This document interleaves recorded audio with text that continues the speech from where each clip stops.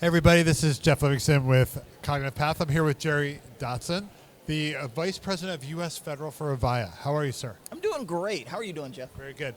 Now, you are from, or you have lived in D.C., Yes. but are no longer in the area. You're back.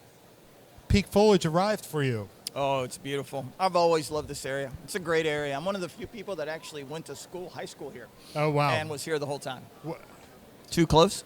There you go. Sorry. Was Cool. here the whole time. So it's exciting. Very good. It's good to get back. We need to rewind it. Take it from the top. Gotcha. I'll hold it closer. Sorry. What are you going to do? It's getting loud.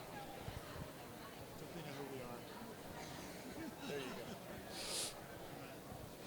Hey everybody, it's Jeff Livingston with Cognitive Path. I'm here with Jerry Dotson, the Vice President of U.S. Federal Hey, Jeff. for how are you doing? AVAYA. For AVAYA. Yes. For AVAYA. How's it going, man? You came in from North Carolina, but you have lived here. Yes. Peak foliage arrived for you. Beautiful. I love this area. This is a great place, a good place to grow up, actually. Right. And we enjoyed it. We left here about 4 years ago, and I miss it. Yeah, man. It is really the best time of year to be here. It's great. Wonderful. Now, you guys have been in the federal market for a long time. You've already been on FedRAMP for a while. You have some of the innovative solutions out there. Now, you're preparing for the future with IL5, if I'm right? Yeah, we should be coming out with our cert probably April. Okay. And we're very excited about that. That's going to open up a lot. And that's hybrid cloud, right? Very much so. And that's the great part about it. By taking hybrid, especially with our customer base, we're able to walk them through the process and allow some of their legacy stuff to be leveraged using their existing investment, but being able to take advantage of the new stuff. So it's exciting. Really, it's very interesting how cloud has evolved to become diverse like that, understanding that organizations have data in different places, and yeah, that ideal holistic data lake is not going to happen. And if you think about it, in the government space, data is the most important thing. 100%. And being able to take that in a secure method and making it more available to the U.S. government, it's absolutely phenomenal. It's a great place for them to go towards. So I know it's a little bit hard to do, but to generalize, kind of like a federal customer and their evolving needs with data in the cloud, can you kind of maybe paint the scenario, if you would, a little bit? Absolutely. The government is so geographically dispersed. Right. And you'll have some agencies that will be very small, and you'll have some agencies that are very large, Very big. and huge users of data. Yeah. So being able to have a solution that peanut butters that whole thing, covers all of those needs, very challenging. It Sure. really is. And then realizing they've all got existing solutions. They may be out of date, but they're there and they've been invested in, and with a limited budget. So taking that cloud and going into the smaller areas, making it a total solution for them and giving them feature and functionality they've never had, but then also going to those large areas and giving them the ability to go pieces at a time. Sure. It is huge. We have one agency that was on our existing contact center platform, and they were doing great, but they wanted emergency notification, all right, which is huge. You Right, can that's- imagine. That's hard. So it's very important. Before, we would have had to bring in iron, put it in their contact center or in their telephone room or whatever, and it would take months. Now, we're able to come over the top of their existing infrastructure, bring them that one feature, and integrate it into their solution. And it makes it so much easier. And then once they feel comfortable with something like emergency notification, they can look at other feature and functionality and move into the cloud. Right. So it really helps our customers. Yeah, you're definitely making me think of my time at the Postal Service here and Yes, exactly. some of the diverse data sets that we had. So very interesting. Now, obviously, FedRAMP's very unique, and I'm sure it's informed some of your strategy a bit. Can you discuss kind of how FedRAMP has maybe provided some lessons or some ideals on how you guys work? We started the FedRAMP journey probably about 6 years ago, going into what the time was called IL2 or FedRAMP Moderate. Sure. A lot of the service to the citizen type government agencies can rely on that. And it took us about 2.5 years to get that certification. But once we have, it frees up our customer in such a way that they're able to, like for instance, they have to be responsible to make sure all their software is at a certain level. And that changes constantly. So now in a cloud environment, we get audited every 6 months to ensure that very thing. 100%. So our customer is able to have that, confidence and be able to turn in their reports and still be able to maintain and manage with their current staff load. That was the problem. They were given this new responsibility with no personnel. Wow. And that's huge. So it makes their lives so much easier and makes new secure features available to them. So it really does help. So you really are becoming a trusted partner in a lot of ways. If they can, because I know how those reporting moments go, for their ability to fall back on you, and in a lot of ways like that, it's really impressive. Well, I would go one step further. I think we've been a trusted partner. I mean, AVAYA's footprint within That's the true. federal government is huge. And long-standing. Yeah, and so what we're able to do is take our existing customer base, using their legacy telephones or legacy infrastructure, whatever that may be, and bring them into the cloud. They don't have to require new training. They don't have to require new ways of doing business. They don't have to change any of that whatsoever. As far as they're concerned, nothing's really changed. But what has changed is I'm able to maintain the security in that infrastructure. Very cool. Now, IL5, how's it align with your vision for the future, particularly for flexible and customizable environments for federal customers in the context of that hybrid cloud, if you would? IL5 gives us the ability to go after the DoD, as well as some of our more secure agencies with FedRAMP Advanced or FedRAMP High.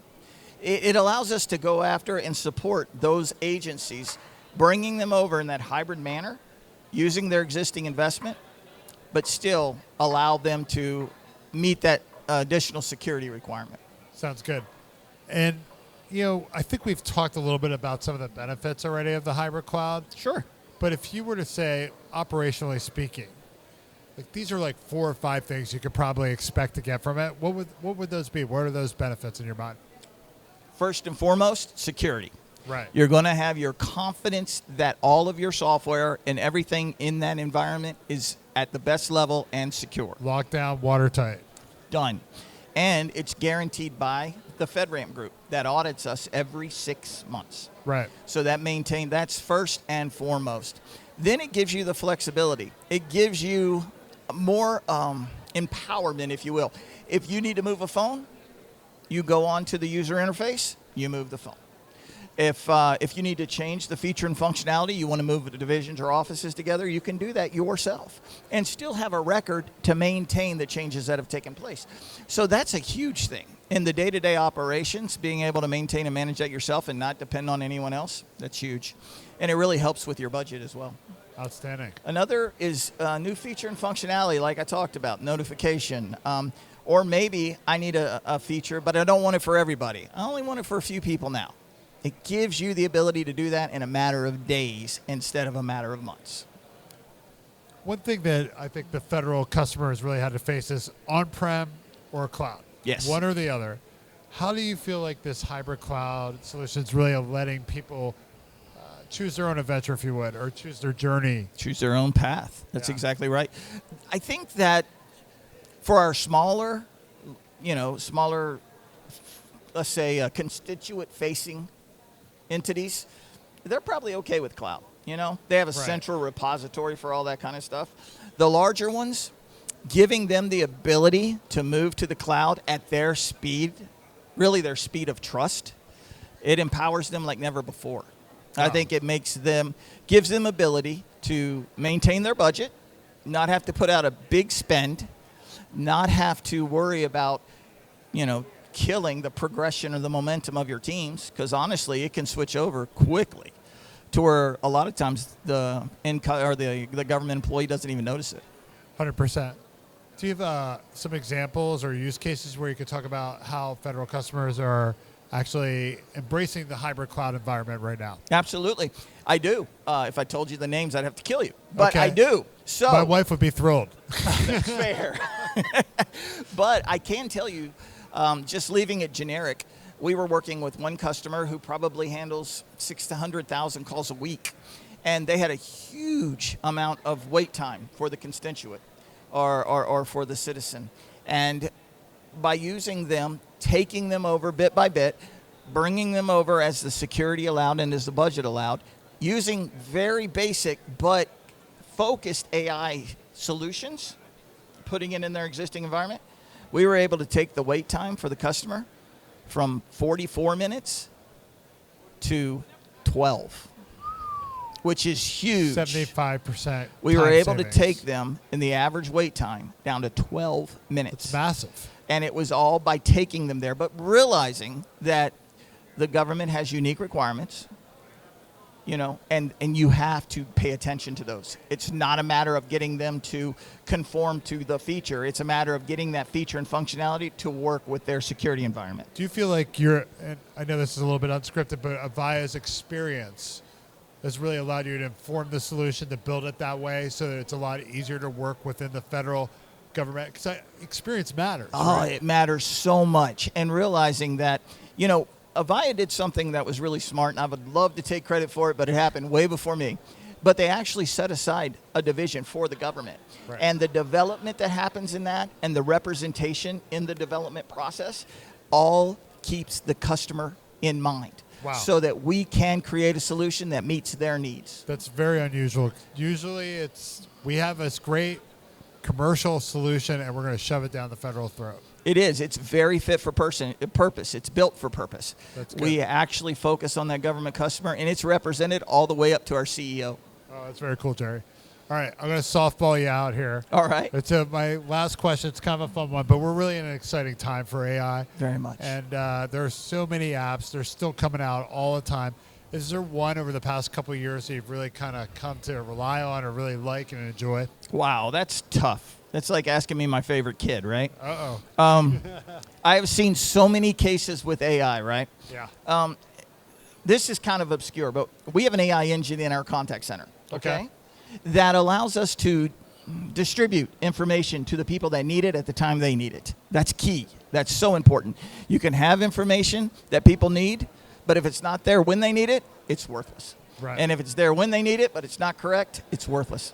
So by taking that ability and then feeding it the time they need, when they need it, the system is able to manufacture results that are just phenomenal. I mean, for instance, the call time we talked about earlier. Right. What we were able to do is categorize the agents, and they only have 2,400 agents. Categorize those agents who were best at what they were comfortable with dealing with, what they were good at. Their particular use cases. if you will. Exactly. Yeah. We were able to use that engine I spoke of, differentiate those calls based on looking at their website information, based on looking at previous questions, looking at their history, and make sure they get to the person that has that information, and that information is available when the call comes in. They don't even have to look it up. Did you guys see a massive increase in service favorability as a result of that? Very much so. Yeah, I Yeah, you bet. can imagine. It really helps a lot of folks. Very cool. All right, Jerry, I really appreciate your time today. Thank I you. enjoyed it too. Thank you so much. All right. Thanks, man.